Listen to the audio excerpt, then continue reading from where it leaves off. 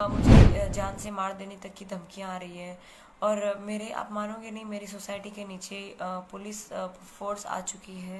मैं commissioner office जा रही हूँ 11 से 12 के बीच। एग्जैक्ट टाइम नहीं दे सकती क्योंकि मेरे ऊपर बंदूक की नॉक मुझे चलना पड़ता है। डिपार्टमेंट में काफ़ी सारी लड़कियां ऐसी हैं जिनको दानत से काम करना है, मीन्स कि एकदम सिंगम बन के काम करना है, पर वो नहीं कर पा रहे हैं क्योंकि उनको उनके ऊपरी अधिकारी ने मजबूर कर रखा है।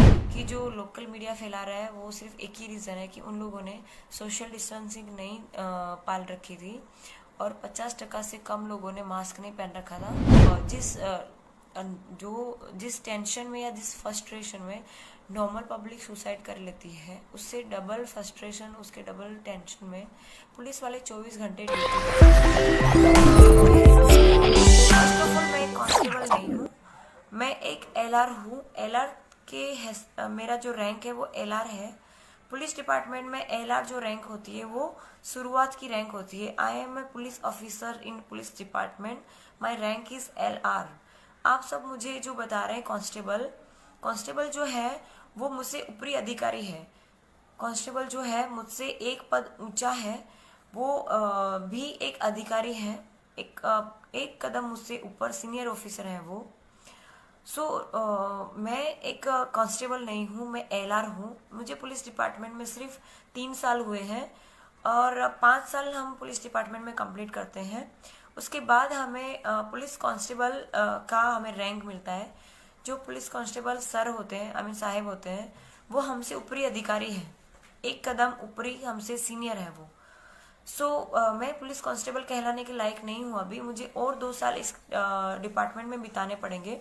उसके बाद मैं पुलिस कांस्टेबल सर या फिर पुलिस कांस्टेबल साहिब कहला सकती हूँ। ओके, तो मैं ये चीज़ आई थिंक सो क्लियर हो गई कि मैं पुलिस कांस्टेबल नहीं हूँ। मैं सिर्फ ये बता रही हूँ, अगेन मैं बोलना चाहती हूँ कि मैं कोई प्रमेय नहीं हूँ कि मुझे आप लोगों को प्रूव करना पड़े।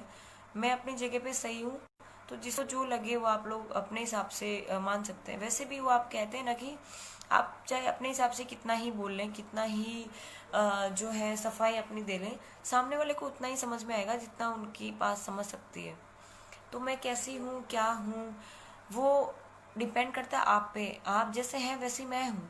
अगर आप अच्छे हैं तो मैं डेफिनेटली अच्छी हूँ आपके लिए। और आपके अगर विचार ऐसे हैं कि मैं लेडी सिंगम बनने के लिए आई हूँ, फेमस होने के लिए आई हूँ, राजनीति में जाने के लिए आई हूँ, ये सारे मेरे स्टंट हैं, तो आप लोग के ऐसे विचार हैं तो इट्स ओके, सबके अपने अपने विचार हो सकते हैं।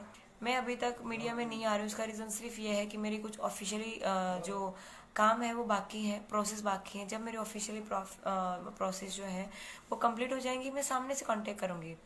और कल की जो घटना है वो आप देख सकते हैं कि मेरे जो लोकल न्यूज़ रिपोर्टर हैं उन लोगों ने मुझे जो लेडी सिंगम का मुझे जो विरुद्ध दिया था उसको चेंज करने की कोशिश कर रहे हैं।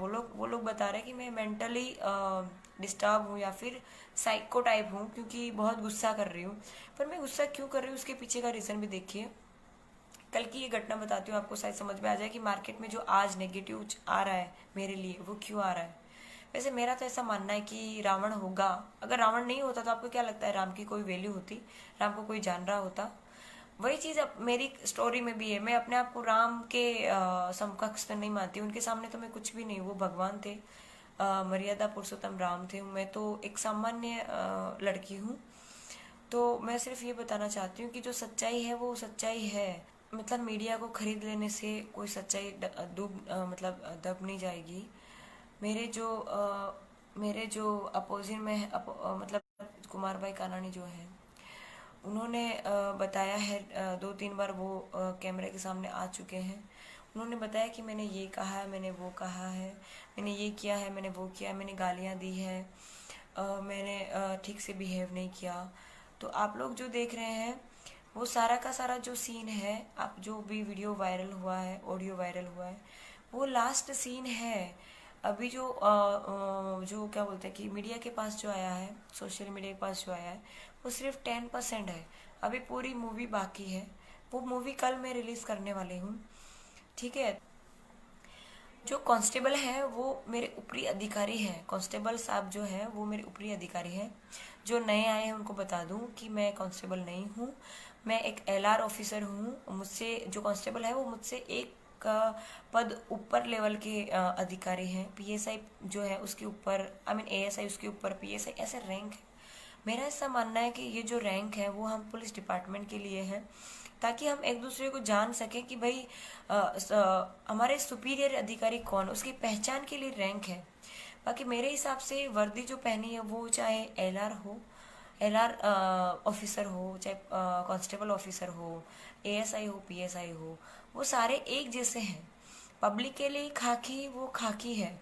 पब्लिक को सबसे पहले जो मदद के लिए आते हैं वो कांस्टेबल ऑफिसर आते हैं, कांस्टेबल लेवल के ऑफिसर आते हैं। तो मेरा तो मानना है कि लोगों को जो बाकी के पीएसआई, एएसआई वगैरह या फिर पीआई या डीवाईएसपी या एसीपी जो भी हैं, वो ऊपरी अधिकारी है, वो सिर्फ हमको गाइड करते हैं कि आपको कैसा काम करना है। आपके साथ जनरल पब्लिक के साथ या कॉमन पब्लिक के साथ कुछ भी अगर हो रहा है तो उसके लिए सबसे पहले मदद के लिए अगर कोई पहुंचेगा तो वो या तो एलआर होगा या फिर पुलिस कांस्टेबल साहेब होगा। यही लोग हैं। तो आपके लिए जो असली हीरो है, आपके लिए जो असली मदद रूप जो आपके लिए बनते हैं वो है कांस्टेबल सर, कांस्टेबल ऑफिसर जो है वो आपके फर्स्ट ऑफिसर आते हैं जो आपके लिए मदद करते हैं। ठीक है। तो पब्लिक ने जो ये बना रखा है ये तो कांस्टेबल है, ये मेरा क्या बिगाड़ सकती है ये वो। तो मैं यहाँ एलआर के पद पे रह के आपको ये बताना चाहती हूँ कि एलआर की जगह पे रह के जो मैं इतना कर सकती हूँ, जो स्टार्टिंग की ऑफिसर पुलिस डिपार्टमेंट की ये कर सकती है, तो जो एएसआई है, पीएसआई है, जो पीआई है, एसीपी है, तो वो उनके पास कितना पावर है। जो पावर जो है वो रैंक में नहीं है, पावर जो है वो खाकी वर्दी में है। हम लोग रात दिन 6 महीने तक हम लोग ट्रेनिंग करते हैं, तब जाके हमें सिर्फ पैंट पहनने को मिलता है। लास्ट में मैं सिर्फ आपको इतना ही कहना चाहूँगी कि लिटरली मेरी तबीयत बहुत ख़राब है और आप मुझे प्लीज़ समझिए, क्योंकि मेरे ऊपर पॉलिटिकल पावर जो है वो अप्लाई किया जा रहा है। मुझे जान से मार देने तक की धमकियाँ आ रही हैं। और मेरे, आप मानोगे नहीं, मेरी सोसाइटी के नीचे पुलिस फोर्स आ चुकी है। मुझे प्रोटेक्शन दिया गया है। मेरे घर पे भी सुबह शाम पीएसआई मोदी साहब, मैडम मोदी साहब जो है ऑफिसर, पीएसआई ऑफिसर है, वो आ रहे हैं। वो मुझे एक एज अ ऑफिसर नहीं पर एज अ एल्डर सिस्टर की तरह मुझे हेल्प कर रहे हैं। अमरोली पुलिस से पीएसआई मोदी साहब की बात कर रही हूँ। उन्होंने मुझे बहुत हेल्प करी मेंटली, उन्होंने मेरा बहुत स्ट्रेस कम करा है, जिसकी वजह से आज मैं आपके सामने लाइव आ पाई हूँ, अदरवाइज आज भी मैं नहीं आ पाती। तो आप सबसे बस हाथ जोड़ के यही रिक्वेस्ट है कि जो लोकल मीडिया फैला रहा है वो सिर्फ एक ही रीज़न है कि उन लोगों ने सोशल डिस्टेंसिंग नहीं पाल रखी थी और 50% से कम लोगों ने मास्क नहीं पहन रखा था। तो मेरा उनको सिर्फ यही कहना था कि आप लोग मास्क पहनिए, सोशल डिस्टेंसिंग मेंटेन कीजिए। मैं आपको सामने से बुला रही हूँ क्योंकि उसमें हुआ यूँ था कि एक एक रिपोर्टर मुझे कॉल करके बोल रहा है कि मैडम आप हमें इंटरव्यू दीजिए, आप हमें इंटरव्यू दीजिए, आप हमें दीजिए, किसी और को नहीं, हमें दीजिए। पर मैं सबका सोच रही हूँ क्योंकि हम लोग जहाँ जिस फील्ड में हैं वहाँ पे गवर्नमेंट ने हमको इस काम के लिए रखा है कि भाई आप सबकी मदद करो, सबके लिए करो। तो मेरे हिसाब से जो रिपोर्टर है, जो भी प्रेस वाले हैं, मीडिया वाले हैं, उनकी फ़र्ज बनती है कि सच्चाई को बाहर लाओ, ना कि अपनी रोटियां सेको। पेલું કહેવાય ને ગુજરાતીમાં બધાને પોતપોતાના રોટલા સેકવા છે, बराबर। लेकिन मैं ये चाहती हूँ कि आप लोग जो सच्चाई है उसको बाहर लाइए। अभी मैंने जो एमएलए की लड़के की गाड़ी में जो प्लेट रखी थी, सॉरी बोर्ड रखा था एमएलए का, उसको मैंने बाहर निकलवाया तो उसकी जैसी सेम मेरी एफबी पे एक फ़ोटो अपलोड करे रखी है, जिसमें मैं मेरी गाड़ी में, मेरी गाड़ी है, मेरे फादर मेरे साथ में, मैं उसमें खुद मौजूद हूँ। तो मैं वो जो उसने लगा रखा है वो मानती हूँ कि वो लगाना वैल्यूएबल नहीं है, मतलब मुझे भी कोई अधिकार नहीं है उस चीज़ के लिए। मैं माफ़ी मांगती हूँ कि शायद मुझसे भी गलती हो गई थी, ठीक है। उस टाइम मुझे पता नहीं था कि ये करना चाहिए कि नहीं करना चाहिए, पर मैंने काफ़ी लोगों को देखा था कि भाई वो लोग अपनी कार में पीएसआई लगा के घूम रहे, ताकि मतलब कोई उसका कोई मुझे गैर फायदा नहीं उठाना है उसका। मुझे सिर्फ इसलिए मैंने लगा रखा है क्योंकि हम जहाँ पे जा रहे थे वहाँ पे पहुंचना थोड़ा सा ज़रूरी था, और हम लोग आउट ऑफ स्टेट के लिए निकले थे। तो अगर पुलिस लिखा होगा तो मेरे स्टाफ वाले हमारे साथ अच्छे से बिहेव करेंगे, क्योंकि कभी कभार क्या होता है कि पुलिस वाले जो होते हैं वो 24 घंटे ड्यूटी करते हैं यार। मतलब वो कहते हैं ना कि जिस टेंशन में या जिस फ्रस्ट्रेशन में नॉर्मल पब्लिक सुसाइड कर लेती है, उससे डबल फ्रस्ट्रेशन, उसके डबल टेंशन में पुलिस वाले 24 घंटे ड्यूटी कर रहे हैं। ठीक है, तो पुलिस वालों का दिमाग जो गर्म है उसका कारण है कि उनको बेचारों को इतना सारा काम करना पड़ता है। हम लोग भगवान नहीं है, हम लोग भी इंसान ही हैं। तो मेरा आपसे रिक्वेस्ट है कि आप उनसे प्यार से बात कीजिए, उनको भी अच्छा लगेगा, उनका भी मेंटली जो स्ट्रेस है वो थोड़ा कम होगा। अगर आप उनसे तू ता करके बात करेंगे तो उनके माइंड पे स्ट्रेस होगा, आप पे तो वो कुछ नहीं कर पाएंगे, क्योंकि उनके पास उनके हाथ बंधे हुए हैं, वो कुछ नहीं कर पाएंगे। पर वो रिएक्शन जो है उनके घर वालों पे पड़ता है। घर पे जाने के बाद, मतलब घर पे तो हर किसी की चलती है ना, मतलब अपने घर पे तो शेर भी नहीं, बिल्ली भी शेर होती है, लाइक दैट। तो मतलब कि घर पे तो हर किसी का चलता है। तो मैं अपना एग्जांपल लूँ, चाहे दूसरे पुलिस ऑफिसर्स का लूँ, किसी का भी लूँ, अगर बाहर हमारा दिमाग खराब हुआ है, लोकल लोगों ने किया है या फिर मीडिया ने किया है, या फिर किसी भी कारण हमारा दिमाग खराब है, तो वो दिमाग खराब होने का जो गुस्सा है वो घर वालों पे निकलता है। तो जो लोगों की वजह से हमारे घर वालों को भी सहन करना पड़ता है। सिर्फ आप लोग ही गालियां खा रहे हैं ऐसा नहीं है। मैंने अपने खुद के भाइयों को भी आज सुबह से कम 4 से 5 बार गाली दी। गाली दी इन से मतलब उसको डांटा, कमीना, ये वो तो कॉमन वर्ड है, लेकिन फिर भी मतलब ऐसा हुआ। तो मैं कोई भगवान नहीं हूँ या फिर मैं कोई सुपीरियर अधिकारी नहीं हूँ। मैं सिर्फ एक नॉर्मल एलआर ऑफिसर हूँ, जो जिसमें एक मर्यादा आ जाती है। मेरे पास काम करने के लिए काफ़ी सारा कुछ है जो हमें करना चाहिए। काफ़ी सारी लड़कियां ऐसी हैं, सिर्फ मैं ही नहीं हूँ, डिपार्टमेंट में काफ़ी सारी लड़कियां ऐसी हैं जिनको दानत से काम करना है, मीन्स कि एकदम सिंगम बन के काम करना है, पर वो नहीं कर पा रहे हैं क्योंकि उनको उनके ऊपरी अधिकारी ने मजबूर कर रखा है।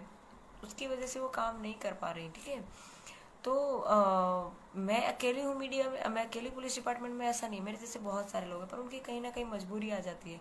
कुछ लोगों की मजबूरी ये है कि भाई 20,000 में या फिर जो भी सैलरी 25-30 हज़ार, उसमें घर नहीं चलता।